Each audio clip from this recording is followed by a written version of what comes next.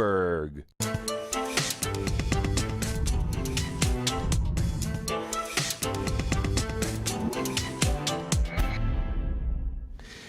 Señoras y señores, bienvenidos, muy buenas noches. Gracias por acompañarnos. Esto es La Silla Roja, este espacio abierto al diálogo, a la crítica, al análisis, a la reflexión.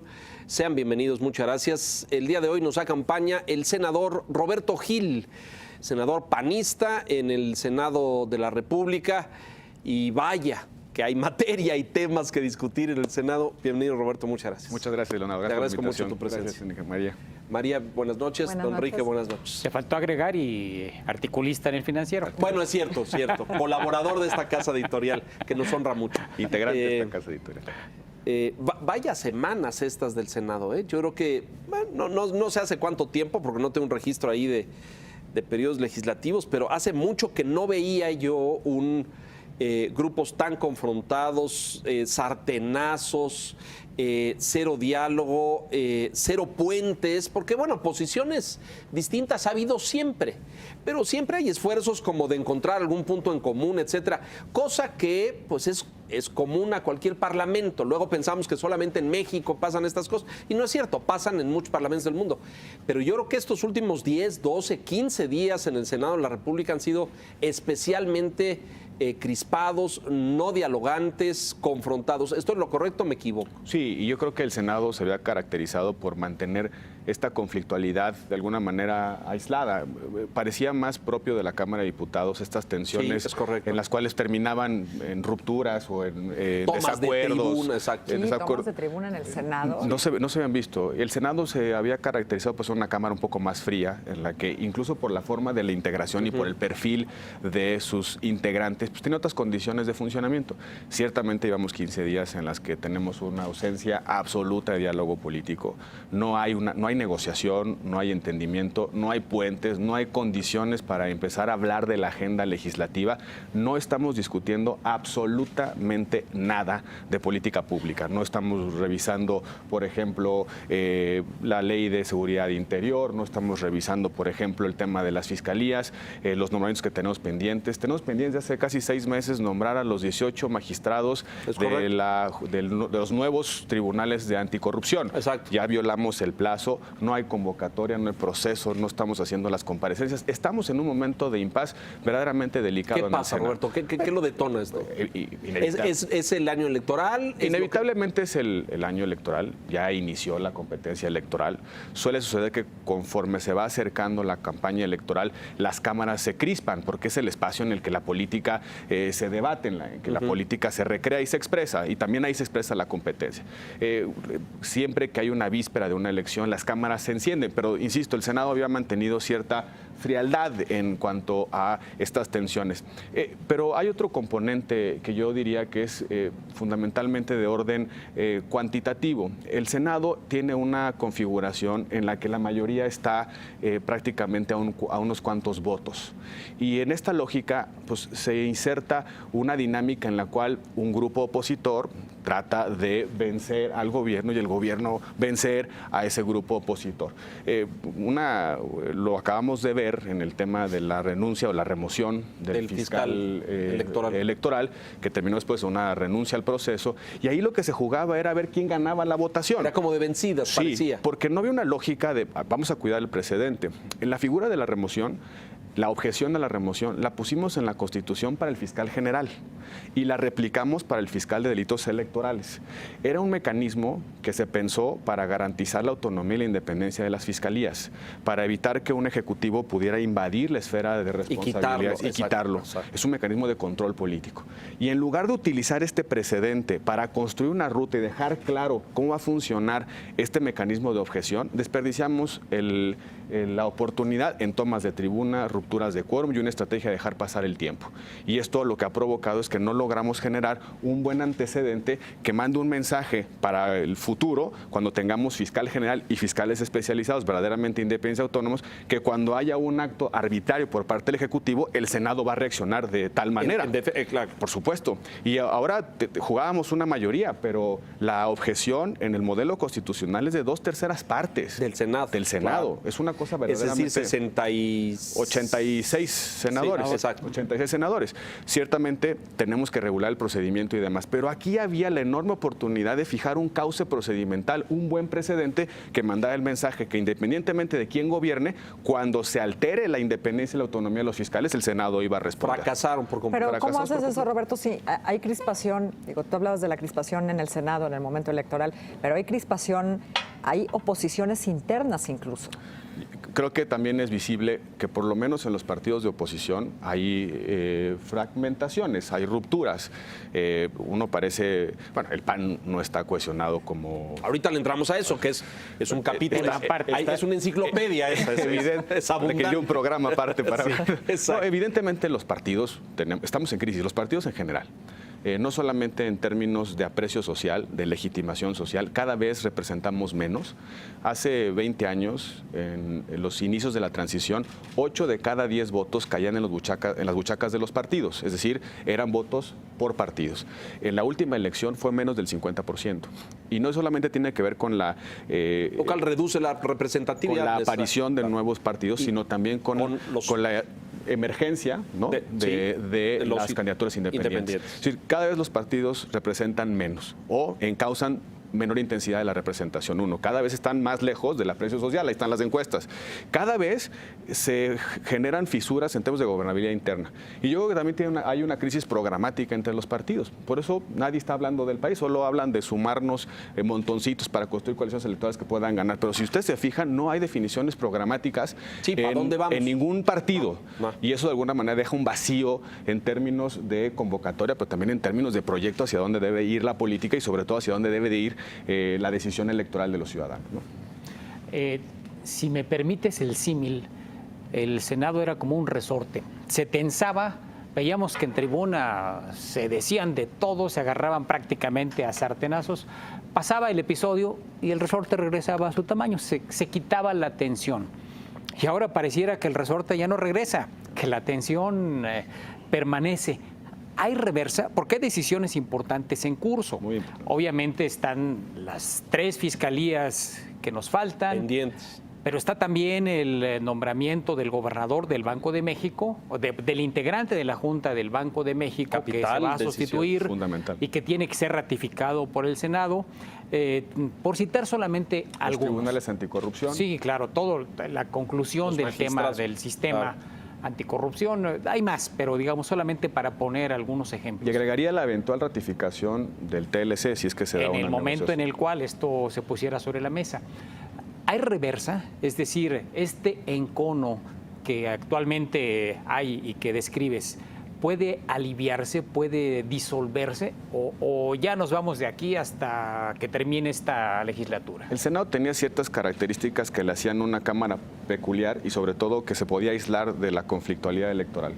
Somos menos que la Cámara de Diputados. Sí. Nuestro mandato es más largo, 6 años. Sí. Se puede trabajar de manera más intensa en términos técnicos en comisión, son comisiones más pequeñas.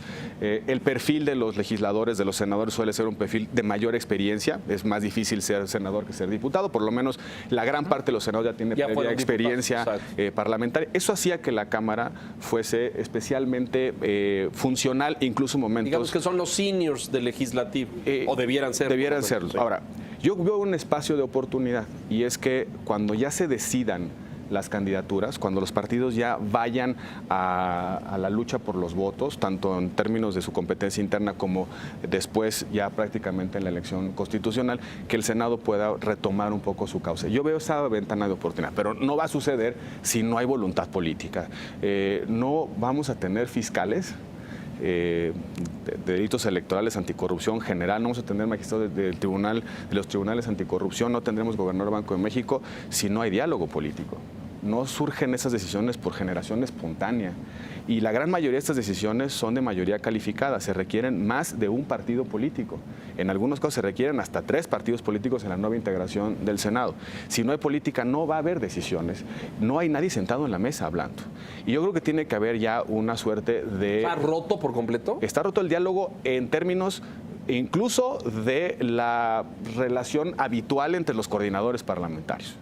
Creo que esto ha venido, es público, cómo se ha venido erosionando la relación, cómo ha ido aumentando la intensidad del tono, y creo que debiéramos ya darle un nuevo curso al diálogo político en el Senado.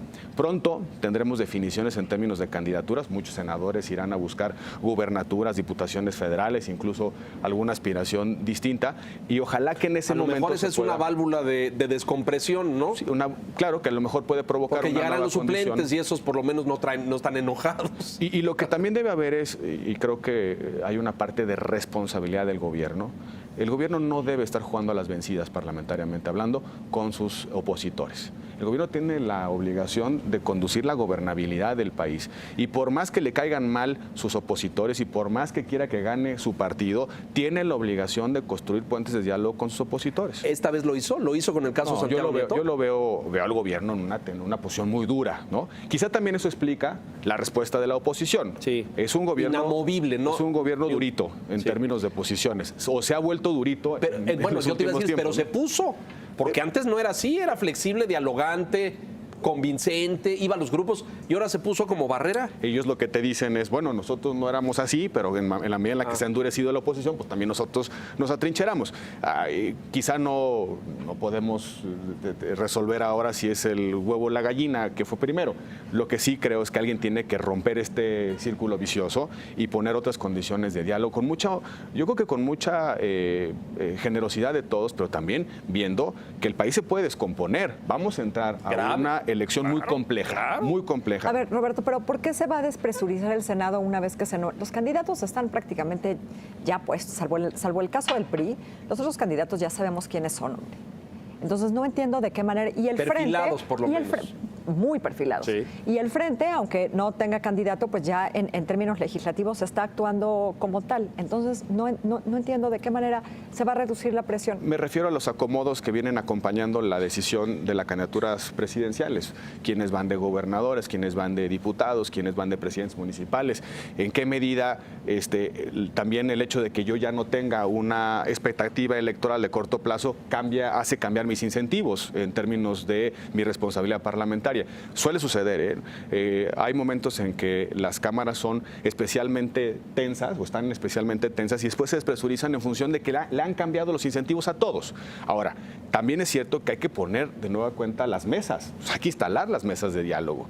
Que hoy no existen. Que hoy no existen. Se tiene que convocar yo creo que no solamente a sacar el paquete económico, que falta el presupuesto de egresos, sino también hay que ver si va a haber una negociación en términos del Tratado de Libre Comercio, si va a ser en esta legislatura, si vamos a sacar adelante la reforma en materia policíaca, si vamos a sacar adelante las fiscalías, si vamos a sacar los nombramientos, si va a haber otras cosas que puedan interesar a la agenda legislativa. Y si no, pues ya cerrar la cortina y que cada quien vaya a su esquina y que nos hagamos responsables del resultado. Pero a ver, déjame nada más para cerrar el expediente, porque si no queda ahí pendiente. No me digas que todo esto lo detona Santiago Nieto. No, ya venía detrás. Yo creo que lo de Santiago Nieto es una como la expresión es una expresión de una tensión. Pero ya venía. Quizá el momento inicial de esto es fiscal carnal, ¿no? Eso. Claro, fiscal carnal. Son unos meses antes. Es fiscal carnal, digamos, el movimiento fiscal carnal. Poniéndolo en términos coloquiales, ese dolió.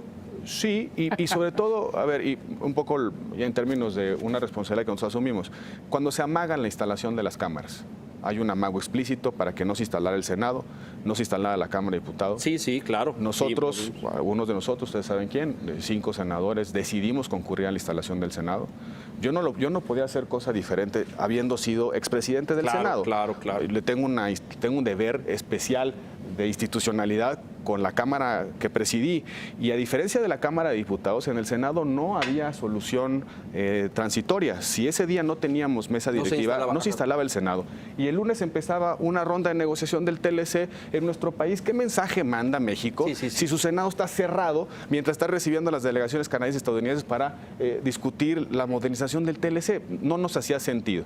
Por supuesto que eso implicó una decisión con respecto a una estrategia de nuestro partido. Sí. No tiene nada que ver con la presidencia del Senado, eso lo hemos tratado de aclarar. Deslindar. De declarar. Tiene que ver con el amago de no instalar el Senado. Claro. Y lo hicieron en la Cámara de Diputados. También así que hubo una crisis de unos días, se activó la cláusula de posposición por 5 días, en fin, hasta que se aceptó el amago de quitar el transitorio del pase automático, que por cierto sigue en la Cámara de Diputados. Es decir, estuvimos a punto de la crisis constitucional con el propósito de eliminar el pase automático y el pase automático sigue en las comisiones de la Cámara de Diputados. Déjame aclararle al que no público, cambian. hay que decirle, porque si no luego nos enrollamos en estas cosas y pensamos que todo el mundo allá afuera entiende. Estamos hablando del pase automático del fiscal Procuradora Fiscal. Exactamente. Que viene de la reforma de 2013. original. Y ahí había hasta una iniciativa presidencial para que no sucediera y todo eso, ¿no? A principios de año que estaba en el Senado. Exacto. Y que nadie había tenido interés estaba en impulsar. En la charola de los pendientes estaba, ¿no? Ahí estaba, desde Ahí enero sigue. de este año.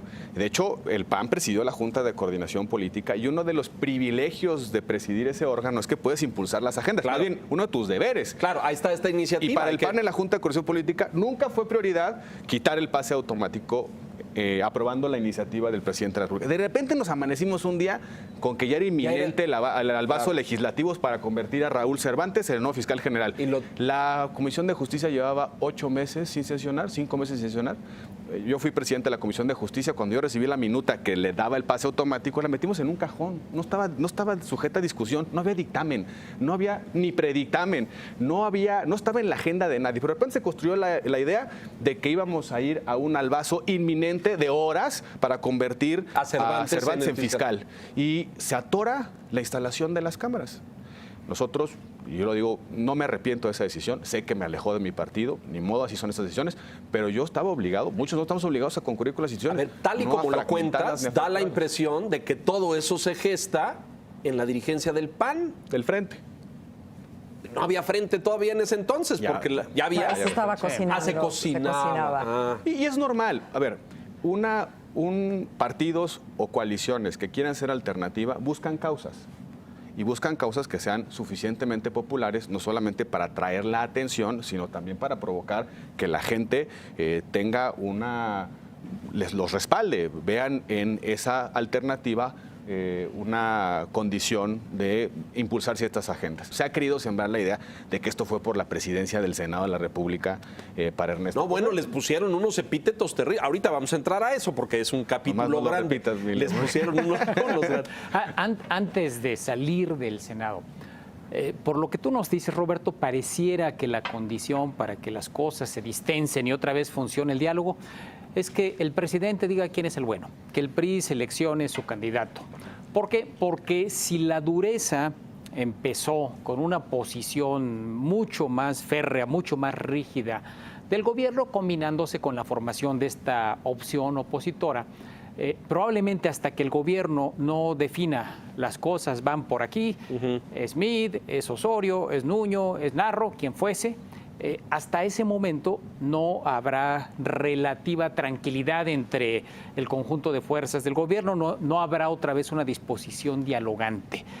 ¿Es así como están las cosas? Sí, yo creo que también en el PRI hay, lógicamente, pues, expectativas y también se hacen bandos, aun cuando la decisión la va a tomar una persona, también evidentemente los precandidatos tienen sus propias expresiones de apoyo.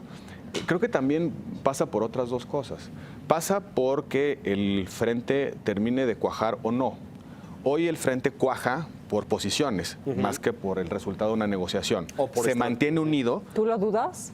No, yo no lo dudo no dudo que se va a que va a cuajar, pero lo que sí sé es que ahorita el coagulante son posiciones, ¿no? Vamos a ganarle al gobierno esta votación, vamos a ganarle al gobierno esta agenda, ¿por qué? Porque todavía no ha terminado la negociación, ¿no? Y la negociación es muy compleja, no solamente es la candidatura presidencial, sino también 3.500 cargos que se van a disputar en la elección de 2018. La elección del 2018 es el calendario electoral más grande de la historia de nuestro país, así es. como resultado de la convergencia de los calendarios.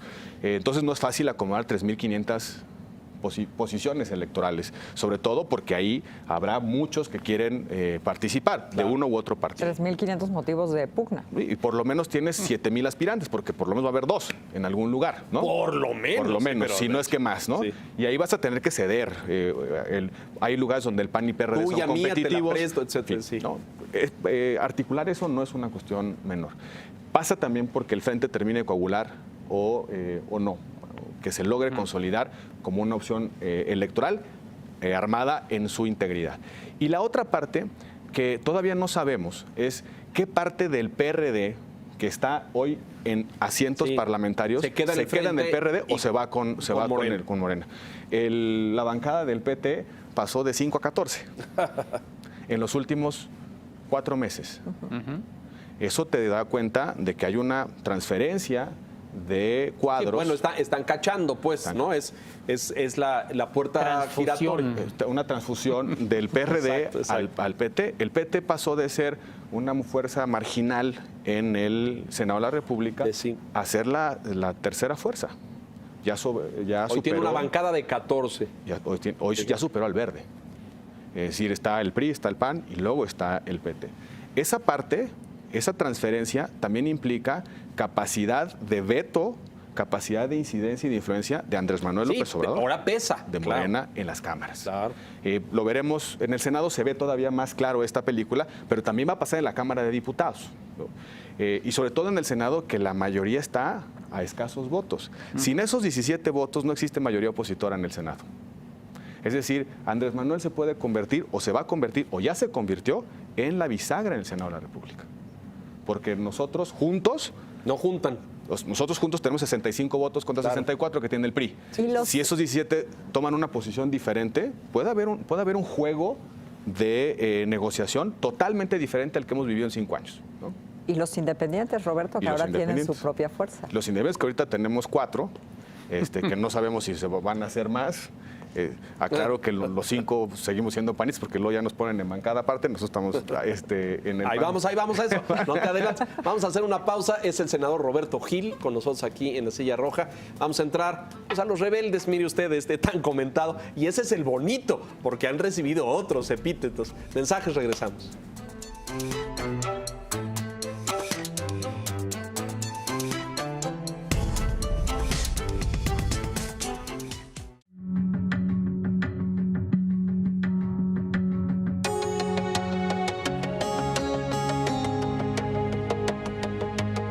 Solo la personalidad de Javier Risco hace de este programa un referente de vida política en nuestro país. Noticiero estelar del financiero Bloomberg, La Nota Dura, con Javier Risco. Lunes a viernes, 10:30 de la noche. Porque reconoces lo importante, el financiero Bloomberg. Una manera no convencional de informar lo que sucede en la vida de nuestro país. Un programa de infoentretenimiento. Nación 321. Jueves, 9:30 de la noche. Retransmisión, domingo, 8:30 de la noche. Porque reconoces lo importante, el financiero Bloomberg.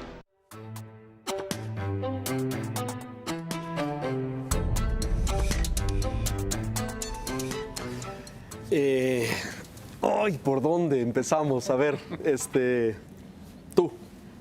A ver, Roberto, los rebeldes del PAN. No, a mí me parece que de alguna manera frivolizaron ustedes su lucha interna, haciéndose llamar así. No, a ver, no nos pusimos así les pusieron. No salieron con su letrero. De verdad, mira, la verdad es que no fue una autodenominación. Pues, en la dinámica cotidiana del Senado. Incluso yo se lo atribuyo a La Fuente. La Fuente del Senado nos puso ese mote. Y luego ya se empezó a popularizar y algunos de nuestros compañeros lo hizo hasta hashtag, ¿no? En fin, yo coincido en que esta parte de ponerle esta floritura de alguna manera cambia las coordenadas de lo que queríamos representar. Nosotros básicamente tomamos la decisión de acompañar la instalación del Senado, esa fue la causa principal, pero después queríamos o queremos sembrar en el PAN una reflexión sobre hacia dónde va nuestro partido. Estamos viviendo un partido que está decidiendo candidaturas, decidiendo en lo oscurito el destino de un partido. Los gobernadores no se enteran de qué va el frente, los precandidatos no sabían en qué consistía el frente, hacia dónde iba el frente. Yo aspiraba a que el frente significara la posibilidad de reconciliar el socialismo democrático, una opción de socialdemocracia de centro moderada, con el humanismo liberal que implica el PAN y construir el gran centro político del país. Y ahí en ese gran centro empezar a construir una agenda hacia adelante. Pero eso implicaba también sacudir a los extremos de ciertas ataduras ideológicas. El PRD tenía que acercarse al PAN en términos de libertades económicas, de más presencia del mercado, de redimensionar el papel del Estado en la economía. Y el PAN tenía que sacudir sacudirse libertades sociales, hablar de otro tipo de política de drogas, hablar de matrimonio igualitarios, igualitario. acercarse al centro, también sacudiéndose de sus inercias históricas. Si eso era el frente, por supuesto que hubiera convocado a mucho más personas e incluso nos hubiera obligado a muchos de nosotros a estar ahí, porque tenía un horizonte programático. Era la oportunidad de construir ese gran centro político en el que cupiéramos muchos para construir mayorías sociales y políticas que transformaran el país sobre la base de una serie de definiciones. No lo es. No lo es un acuerdo electoral. Y nosotros lo que decíamos, lo que decimos es que el PAN tiene que abrir esta discusión interna. No es solamente acomodar 3.500 cargos más la presidencia en la República, es decirle al país qué queremos hacia adelante, qué representamos solos y acompañados, qué significa el PAN cediendo ciertos espacios de poder, siendo el principal partido de la oposición. En los careos con Andrés Manuel somos el partido mejor posicionado. Teníamos la obligación de, digamos, liderar el movimiento de la alternancia en el 2018 y de repente cambiamos la ecuación y nos fuimos a acomodar con un conjunto de partidos sin tener en cuenta las consecuencias ideológicas. A ver, Roberto, pero no parece que esté funcionando porque el PAN no está ni reflexionando nada, ni discutiendo nada. No, peleado está más nada bien, más ¿no? quebrado. Exacto. Ese es el problema de fondo y eso es justamente lo que queríamos expresar, representar. La frase, bueno, el mote de rebeldes surgió porque en una conferencia de prensa yo hice referencia a una frase de Manuel Gómez Morín en el ensayo de 1915 que decía que una generación de mexicanos tenía que rebelarse de las condiciones actuales y tratar de construir los cimientos del país hacia adelante. Y el alegato era contra su maestro Vasconcelos, que quería ser candidato independiente a la presidencia de la República, y su alumno Gómez Morín le decía, oye, no, mejor creemos una institución, claro, un partido político que no se agote en lo efímero de la circunstancia de una persona, sino que construya un programa, una agenda, una organización que dé la batalla en la brega eterna. Despersonalicemos. Sin duda. Y por eso, por ahí alguien tomó la frase de rebeldes. Pero la idea central es que el PAN necesita una rebeldía interna, necesita una oposición interna. Es decir, el partido nunca ha sido de unanimidades y también hay quienes tenemos la obligación en distintos momentos y circunstancias de llamar la atención de que hay cosas que no van bien. La oposición es sana para cualquier organización plural. Sí, pero no se oponían de manera tan violenta, digamos. Bueno, yo creo que en algunos, creo que sí lo hemos hecho con argumentos, ¿no? Salud también con un par de insultos, pero no, pero cada quien tiene... Somos 5 compañeros. Bueno, Rufo se dejó ir como gorda en tobogán. Sí, hombre, además se fue como hilo de media, Rufo, verdaderamente. Yo creo que indebidamente, porque... No, y rompió, porque ahí no se decían insultos tan agraviantes. Pero además, detrás de cada insulto no hay un solo argumento. No hay un solo argumento. Dice que nosotros estamos apoyando la campaña de Mid. O sea, ¿de dónde surge esa idea? Cuando él apoyó la campaña del Bronco, le pidió al candidato del PAN que declinara por el Bronco. Ese desastre de gobierno que es el Bronco estuvo apoyado por Ernesto Rufo. Y eso no tiene consecuencias en el partido. En fin, más allá de, y yo insisto, detrás de cada insulto de Ernesto Rufo no hay un solo argumento. Pero a ver, quizá lo que nos hace falta, y lo digo con autocrítica, quizá banalizamos un poco lo que queríamos representar dentro del PAN, y ya se fue nuestra discusión hacia si somos la bisagra y los prianistas y esas cosas que nos están diciendo. La verdad es que no ha habido una sola votación. Donde voten de aquel lado. Es más, y te quiero decir que hay varios que estamos muy atentos, ¿eh? Sí, lo sé. Muy atentos para ver si los argumentos eran reales o no. Qué bueno que ya hay un escrutinio sobre la forma en la que votamos los legisladores. Nos dicen los rebeldes del PAN que traicionamos las les dijeron eso y posiciones de nuestro partido, pero nosotros, Ernesto y yo, hemos votado solamente en 4 ocasiones de manera distinta a nuestro coordinador. Ernesto Rufo, 14. Hermosillo, el senador de Baja California, 17. Y nosotros somos los indisciplinados. Y las 4 ocasiones en las que hemos votado en contra ha sido en paquete fiscal, con los arreglos de la Cámara de Diputados, o sea, contra el moche. Contra el moche. Esta circunstancia del PAN, Roberto, ¿en qué medida es responsabilidad personal de Ricardo Anaya? ¿Y en qué medida es responsabilidad de la dirigencia en general del PAN? Porque hay muchos que ven a Anaya pues como el diablo, como el que está gestando esta crisis por su ambición personal de ser candidato presidencial. Lo demás se acomoda siempre y cuando él sea candidato presidencial. O es un cambio en la visión que tradicionalmente tenía el PAN como partido, donde Anaya es meramente una expresión de este cambio. Yo digo que hay 3 problemas estructurales en el PAN. El primero, un instinto de revancha, de venganza. Ciertamente el gobierno del presidente Calderón se caracterizó por una fuerte presencia al interior del partido. Y de alguna manera los grupos que fueron excluidos en esos 6 años hoy traen un instinto, una suerte de revanchismo. Y el argumento que te dan es, oigan, ustedes ya les tocó, bailaron, ahora se sientan, ¿no? Eso es esta lógica de, en lugar de tratar de evitar, reproducir esos 6 años que consideran inconvenientes, los están reproduciendo, ¿no? Y los están agudizando. Y lo dicen con toda apertura. Así dirigieron el partido, no se estén quejando ahorita. Segundo, hay un vacío de política. Otra vez, nadie está hablando hacia adentro. Margarita lo decía a su salida, llevo 2 años intentando hablar con Ricardo, no he podido.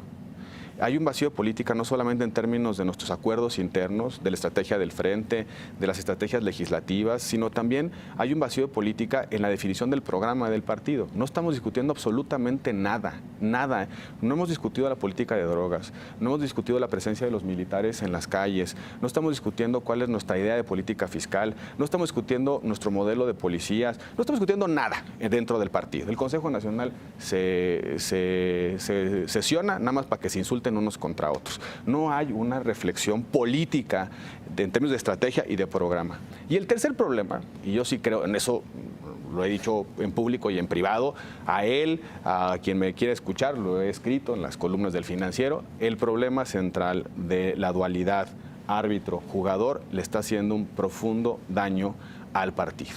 ¿Por qué? Porque en esa dualidad no hay nadie que pacifique al partido. Si yo tengo no hay árbitro. Si yo tengo una disputa en el Senado con un compañero, uno antes iba a la dirigencia y decía, oye, tenemos esta disputa, pues pacifícanos, ¿no? Lo simplifico. Y el presidente nacional, el jefe nacional, arbitraba ese conflicto. Conciliaba. Para tratar de encontrarle una solución a la acción colectiva del partido. Pasó con Luis Felipe Bravo Mena cuando hubo una crisis en el Senado muy profunda y Diego, cuando el liderazgo y todo eso. Diego tiene una muy fuerte presencia en el Senado y se logró un acuerdo en el estaba Diego como coordinador con 2 brazos, 2 vicecoordinadores y se pacificó el Senado en un momento muy delicado en la que estuvo a punto de rupturas entre compañeros muy fuertes. Hoy, si tú vas con el jefe nacional o el presidente del partido, él apoya a sus aliados y castiga a sus adversarios. Así es simple. ¿Por qué? Porque es árbitro y jugador. La falta de una figura que pacifica una organización plural provoca mayores tensiones y mayores distorsiones. Imagínense que en el América Chivas el árbitro se ponga a meter los goles. A ver, Roberto, entonces en esta lógica de revanchismo, a lo mejor lo que más le conviene al PAN, en términos de partido, es perder la elección. Y calderonistas y anayistas estarán empatados y a partir del empate y el triunfo de ninguno, pues podrán reconstruir eso. Que eso ha sido el gran mal que ha tenido el PAN, que preferimos la oposición con tal de en lugar de ponernos de acuerdo. Es decir, nos da una prisa irnos a la oposición. ¿Por qué? Porque somos incapaces de conciliarnos para prepararnos al gobierno o quedarnos en el gobierno. O sea, sí preferimos que pierda el compañero que tratar de encontrar un acuerdo interno que nos dé gobernabilidad. Yo espero que el PAN, después de lo que ha costado recuperar la marca, porque muchos de nuestros compañeros ganaron en condiciones muy difíciles en el 2016 y en el 2015, que el PAN, en lugar de desearle la derrota al compañero, que mejor se ponga a hacer política con el compañero. Es verdaderamente increíble que nos dediquemos profesionalmente a acercar posiciones con nuestros adversarios y seamos incapaces de ponernos de acuerdo con nuestros compañeros. No entiendo cómo podemos dialogar y negociar exitosamente con el PRI, con el PRD, con el PT, como Movimiento Ciudadano, construir un acuerdo electoral del tamaño del frente o construir una pieza legislativa, negociando y cediendo, y somos incapaces de sentarnos a la mesa entre compañeros y tratar de construir soluciones que le den paz y gobernabilidad al partido. Me parece increíble. Se explica por una sola cosa. por falta de política. Manuel Gómez Morín, don Luis, Carlos Castillo Peraza decía que el partido cuando se queda sin política, se queda sin horizonte, pero también se queda sin conducción y sin solución. Y es lo que no estamos haciendo, política. Ricardo Anaya no habla con nadie. Yo en algún lugar he dicho que le voy a regalar a un amigo kit con este programa de 10 números gratis, para que por lo menos le hable a 10 compañeros del partido, para que trate de solucionar. Ha de hablar con Santiago, seguramente. Ha de hablar con... No me queda duda. Pues con esos, con Marco, no creo no que sé sea, con quién. No creo que es un ermitaño político, pero lo que sí me parece es que Eso no... es un monólogo, ¿no? No es una conversación. Pero es una conversación en el espejo. ¿Secuestró ¿no? al PAN? ¿Hizo lo que Andrés Manuel con el PRD en el 2006 o Roberto Madrazo con el PRI en el 2006? ¿Hizo eso? Ricardo tuvo desde siempre, desde el principio, pues la aspiración, la ambición de ser candidato a la presidencia. Y él entendió que su plataforma era la presidencia del partido, que tenía que controlar la presidencia del partido y después de ahí saltar a la candidatura presidencial. En alguna entrevista, él dijo que así funcionan los sistemas parlamentarios. El líder del partido. Sí, pero este no es un sistema parlamentario. Este no es un sistema parlamentario. Sí, esto no es la Gran Bretaña, pues, ni es Italia. Porque el líder del partido es el que puede ser la alternativa de gobierno cuando el gobierno se caiga. Y el gobierno se puede caer de un minuto a otro si pierde la confianza de la mayoría. Por eso es la lógica de que el líder del partido es la alternativa obvia. Pero en los sistemas presidenciales no funciona así. Pero, sobre todo, nunca ha sido la tradición del PAN. Nunca ha sido tradición del PAN. Y, de hecho, teníamos reglas para evitarlo. Había unas restricciones para que el jefe nacional, el jefe del partido en un estado o en un municipio pudiera competir. Ricardo quitó esa regla en la reciente asamblea que pasó de noche, nadie la vio. Pero bueno, tenía una ruta y nadie le cuestiona a Ricardo tener la aspiración. Nadie se la cuestiona. Qué bueno que la tiene. Qué bueno que el PAN forma liderazgos y qué bueno que tenemos oferta hacia los ciudadanos. Lo que no tenía derecho era a utilizar al partido, tensar el partido, digamos, confrontar al partido por su aspiración. Lo que muchas veces le dijimos es, deja la presidencia, dejemos un árbitro que nos dé certeza a todos y vete a conquistar la confianza de los panistas y de los no panistas. Sí, pero es que la que tiene enfrente es muy pesada porque es muy reconocida. O sea, Margarita sale arriba en todas las encuestas. Sí, sin duda. Y Ricardo, pues no está a esa altura. No quiero decir política, ni mucho menos, pero en términos de reconocimiento de nombre y de figura, no compite con Margarita. Esa es la verdad de las cosas. Las encuestas no eran favorables, a pesar de una intensísima campaña en promocionales de radio y televisión que tuvo Ricardo. Pero bueno, y muy polémicas también. Pero creo que eso ya pasó. Hoy, ¿en qué realidad estamos? Margarita ya no está en el partido. Está en una búsqueda de una candidatura independiente que, por cierto, yo creo que le va a quitar votos al PAN. Muchos pensamos eso, sí. Y por una sola razón. El PAN se está moviendo hacia el centro, tratándose de acercar a los votantes de la izquierda, del PRD. A la socialdemocracia. Lo compensa con el frente, de alguna manera. Sí, no sabemos de qué tamaño. El problema es que el electorado proclive al PAN, un electorado urbano, un electorado de una escolaridad mayor, un electorado clase mediero, que le preocupan la estabilidad, le preocupa la seguridad, le preocupa el ingreso, en fin, es sensible a cuántos impuestos paga, en fin. Ese electorado se puede quedar sin alternativa. Y ahí, ese electorado, la gran pregunta es ¿a dónde se va a ir? Sí, claro. No necesariamente puede irse con Margarita, sino puede buscar otras opciones. Y ese electorado, por cierto, también es profundamente antiprista. A lo mejor ese electorado no tiene otras opciones, ¿eh? A lo mejor ese electorado no tiene otras opciones. Y yo creo, como pasó en la elección del Estado de México, ese electorado, el de Naucalpan, Atizapán, Cuautitlán CTM, Atizapán, en fin, la zona de Toluca, los corredores azules del Estado de México terminaron votando por Morena. Por Delfina. Porque no vieron en el PAN alternativa. Al no ver alternativa, siendo un voto antiprista, Morena nos ganó en Naucalpan. Sí. O sea, si Margarita no alcanza a obtener la candidatura independiente, ¿tú crees que esos electores se van con Morena? Es una gran incógnita. ¿Qué va a hacer ese electorado? Yo ya pondría entre signos de interrogación esa premisa de que ese electorado es inercialmente anti-AMLO. Yo ya la pondría en duda. Yo no me la compro.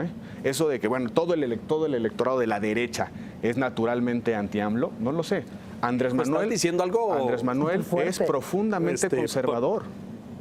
Sí, Andrés bueno, Manuel no es tenemos duda de eso, profundamente claro. conservador, Entonces, yo no me compro ese análisis de que ese electorado cae automáticamente en la alternativa que sea a Andrés Manuel. Esa yo no me lo compro porque lo acabamos de ver en el Edomex.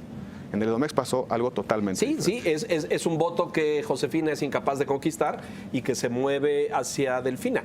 No Delfina. sé en qué porcentaje, pero pues es un voto que era azul y que no fue azul al final. Delfina gana en las zonas urbanas azules. Así es. Los porcentajes de las personas que nunca votarían por López Obrador en las encuestas más recientes han ido a la baja. A la baja. A diferencia del pasado, que estaban muy cerca del PRI.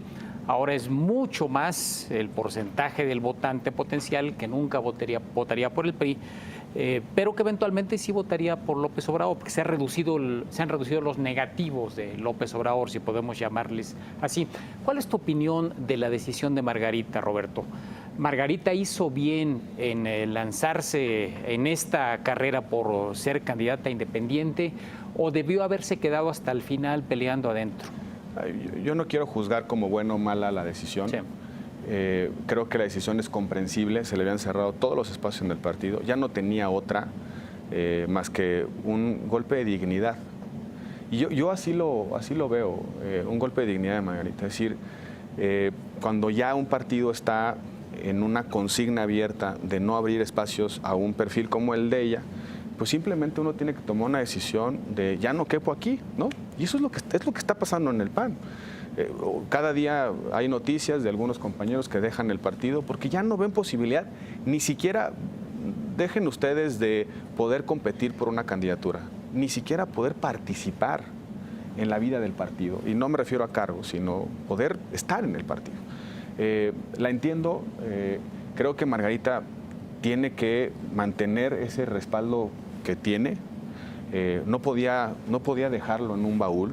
Creo que Capitalizarlo. lo tiene que capitalizar, lo tiene que conducir hacia algún lado.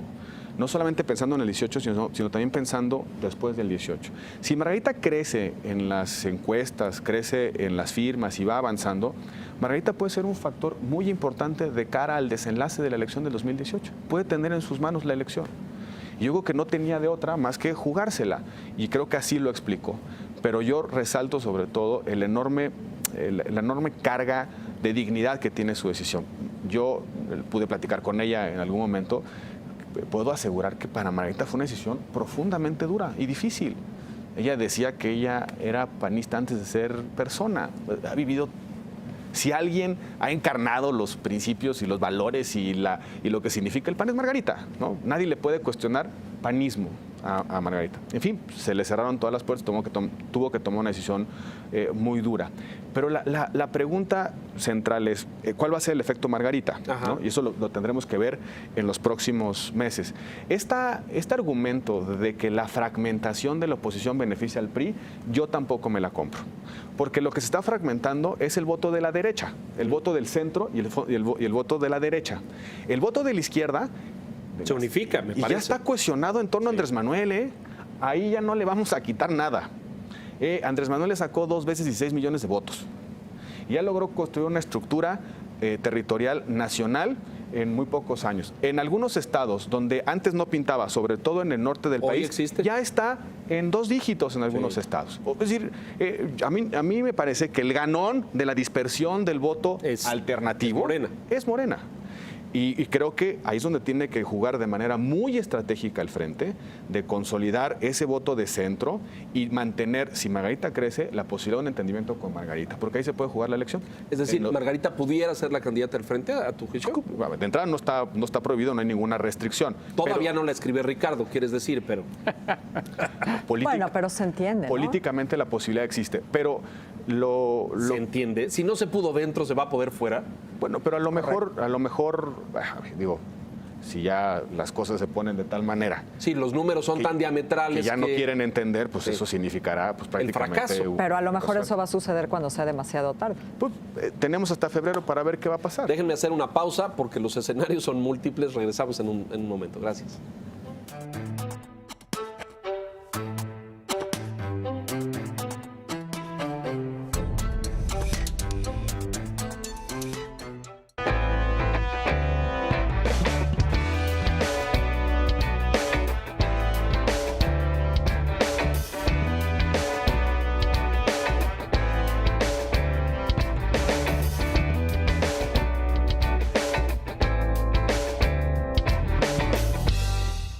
cómo acabaron los mercados financieros y cómo arrancó el mercado político.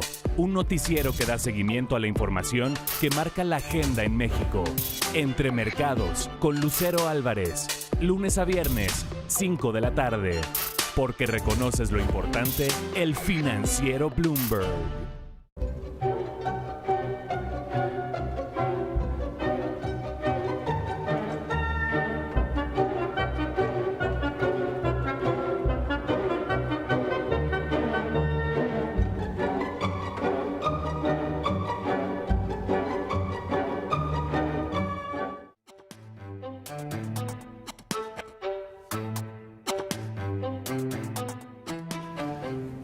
Bueno, estamos de vuelta, nos quedan 12 minutos, así es que úsenlos sabiamente.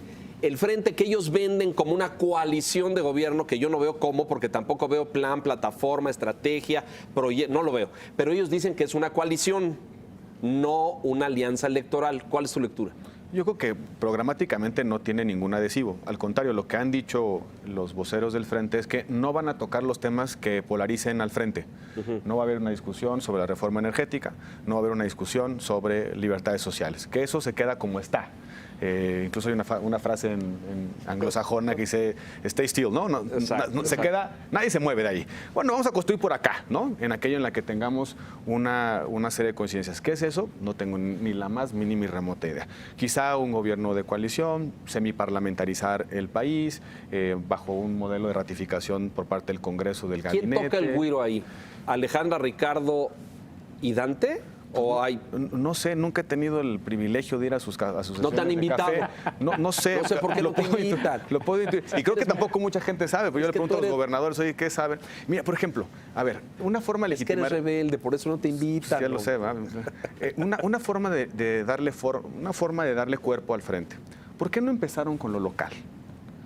Tenemos muchos estados gobernados por el PAN, en algunos casos también postulados por otros partidos de oposición. ¿Por qué no le dieron a los ciudadanos una probadita de lo que significaría el frente? Y en Chihuahua, Tamaulipas, Durango, Aguascalientes, Querétaro, Quintana Roo, en fin, construir gobiernos de coalición con agendas programáticas que le dijeran a los ciudadanos, mira, sí tiene sentido esto. Vamos a sacar el tema de la seguridad del debate político electoral, vamos a construir una nueva fiscalidad local para poder recaudar más, vamos a hacer algunas transformaciones institucionales para... No había necesidad. Porque o no le entienden. Ya habían ganado, ¿no? O no le entienden, o simplemente esto es una cuestión de amontonar nuestros votitos para ganar, para tener el tercio mayor para y poder ganar la presidencia. Algunos piensan que el frente fue el recurso que usó Ricardo para evitar la decisión interna del PAN. Ya no será solo el candidato del PAN, sino el candidato de un grupo de partidos y por lo tanto los procedimientos y acomodos del PAN pues ya pueden quedarse en el cajón, ya son otras las reglas. ¿Es así o hay más allá? No, sin duda, porque una de las excepciones para la no aplicación de nuestras reglas en términos de procedimientos de selección de candidatos es que haya coalición electoral. O sea, cuando hay coalición electoral, no aplican. Se subordinan. Se subordinan a los métodos que define el frente. Nosotros tenemos un método de decisión de candidatos que implica consulta a las bases, a los militantes del partido. Cuando hay coalición, nos tenemos que remitir al método que determina la coalición. Que es lo que Ricardo le responde a Margarita. No es un proceso del PAN, no decide el frente. Exactamente. Yo creo que la especulación tiene todo el sentido del mundo en razón de que esas son las reglas del juego, ¿no? Claro. La especulación esta que soltó Ricardo, imagina que en este mes finalmente se define que José Antonio Meade es el candidato del PRI. ¿Ves que haya, no ustedes, no los rebeldes, sino una banda, un segmento de este votante conservador que no encuentra una alternativa adecuada, que se mueva hacia el PRI? Va a depender con qué discurso sale el candidato del PRI. Yo quiero subrayar esa parte. Y creo que tiene dos desafíos el candidato del PRI. Primero, su propia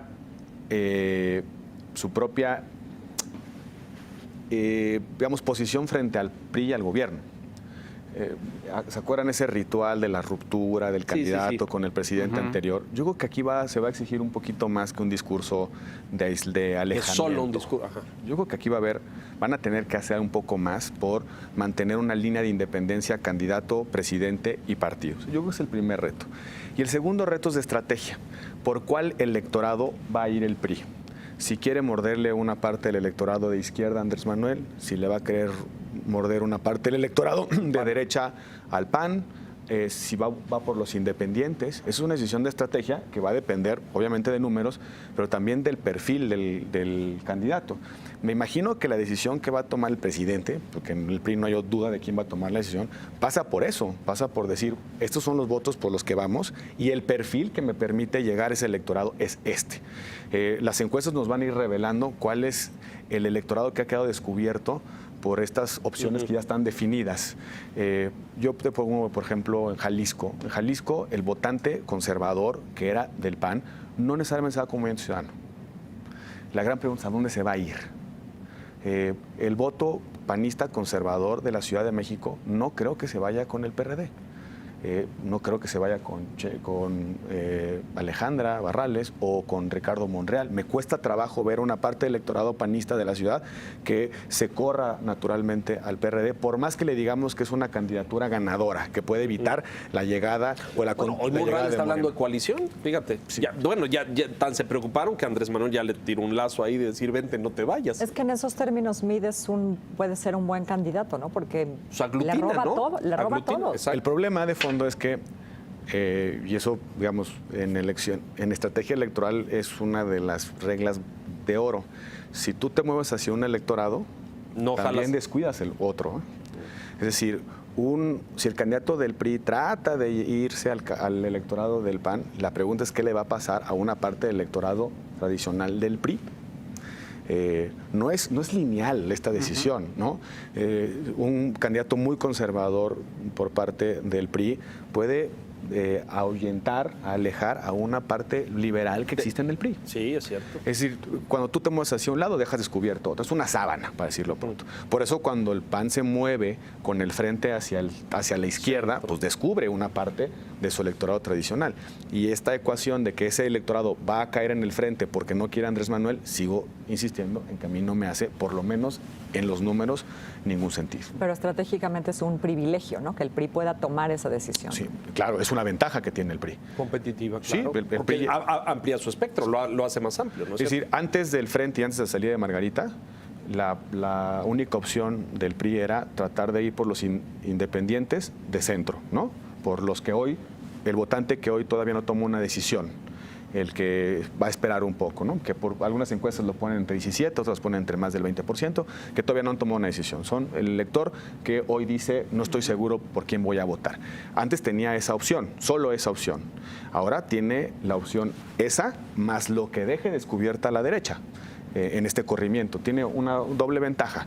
Y Andrés Manuel, paradójicamente, también le ha surgido una nueva ventaja, que es consolida su voto de izquierda y puede coquetear con sus indefiniciones en el voto de la derecha.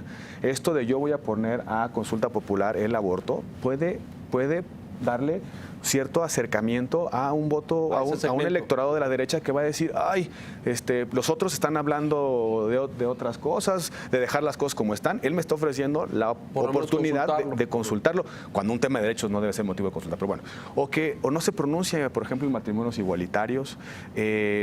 Tiene un lenguaje pues muy de tipo conservador. Patria, familia, sí, ¿no? A lo mejor una parte de ese electorado, quizá un electorado muy del estilo del que votó por Trump, ¿no? Un clase mediero conservador, enojado, puede terminar de aquel lado. Entonces Andrés Manuel también, por lo menos en mi análisis, puede tener esta ventaja de tratar de cultivar en un electorado que no era naturalmente el suyo, ¿no?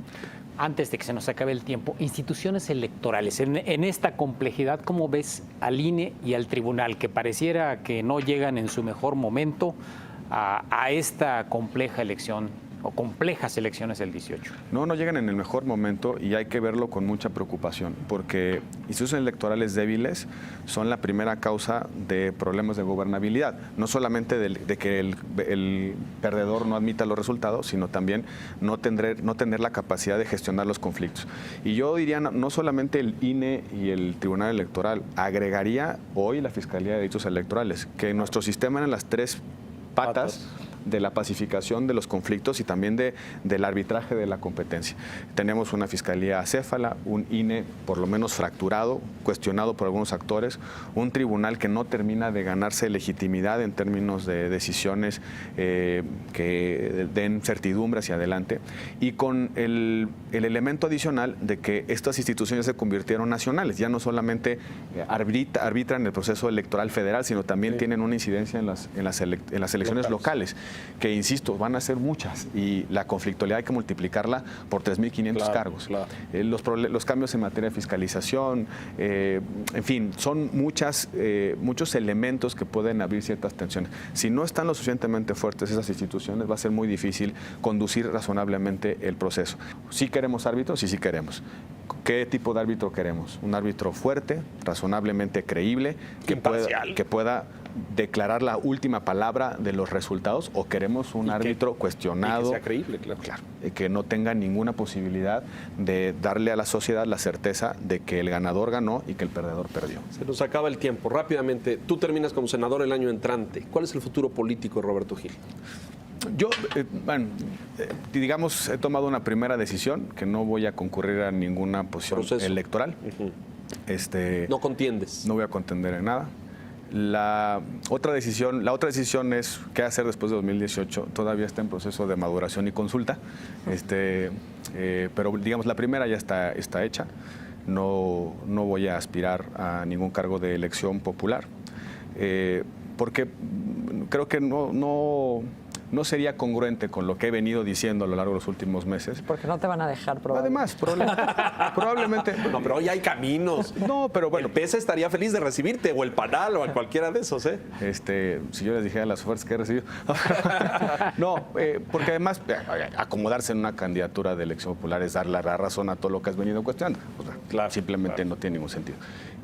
Y esperar. Yo creo que el país va a requerir que muchos nos esforcemos por darle condiciones de estabilidad. Por ahora, en el PAN. Por ahora, no, yo ya lo he dicho varias veces y lo voy a repetir las veces que sea necesario. A mí me sacan del PAN en caja y con los pies por delante. No hay manera que me saquen de otra manera. Ahora sí que yo llegué primero, ¿no? ¿Le vas a dar tu firma a Margarita, Roberto? Ya se la di. Ya se la diste. Margarita tiene tu firma. Ya se la di, sí. Para que sirva de confesión de parte y me expulsen. Hijo, no lo digas porque te van a hacer ahí un proceso, entonces sí te van a sacar con los pies por delante. Ya se la di y entiendo que no es... No gustó. No es causal de expulsión ni nada así. No es causal. No, porque la regla en el PAN es que apoyes a un candidato cuando hay candidatos del partido. Hijo, vienen tiempos duros, difíciles, competidos, se van a decir de todo, en fin, y yo no tengo idea muy bien de cómo se va a comportar el electorado, porque coincido contigo, creo que no hay reglas en esto y se pueden mover en un sentido y en otro. Entonces va a estar muy interesante, estaremos muy atentos a lo que pase en el Senado, ojalá y recuperen el diálogo, porque es vital, no puede funcionar ese órgano si no hacen política. La democracia no funciona sin política. Y yo agregaría algo, Leo, de lo que acabas de decir, los jóvenes, No estamos leyendo hacia dónde están los jóvenes, hacia dónde van los jóvenes. Yo creo que esta elección la van a decidir los jóvenes. Su ausencia en los procesos electorales decidió el Brexit, decidió Trump, ¿es correcto? decidió el referéndum de la paz en Colombia, o por el no en el referéndum de la paz. Hoy los jóvenes tienen la decisión de definir su futuro. Y creo que ningún partido está hablando a los jóvenes. Estamos absolutamente ensimismados en los temas electorales y no le estamos construyendo una solución de país a quienes van a votar por primera vez. El mío va a votar por primera vez en el 2018. Tiene 17, va a votar y no sabe por quién va a votar. Sí, yo tengo uno en esa misma edad también. Ya no lo dejaron afiliarse al PAN. No lo dejaron afiliarse al PAN. No lo dejaron afiliarse. No se ha afiliado nada en 4 años. Mi hijo fue a tratar de afiliarse, no lo dejaron. Está cerrada la afiliación. Salvo que tengas un cuate en el CEN. ¿Qué tal? Bueno, nos vamos. Regresan, ¿no? Porque se quedaron muchos temas aquí pendientes. Hay mucho que hablar. María, muchas gracias. Buenas noches. Don Enrique, gracias. Buenas noches. Gracias a usted por la gentileza, su atención. En punto de las 9 el próximo domingo, La Silla Roja. Buenas noches.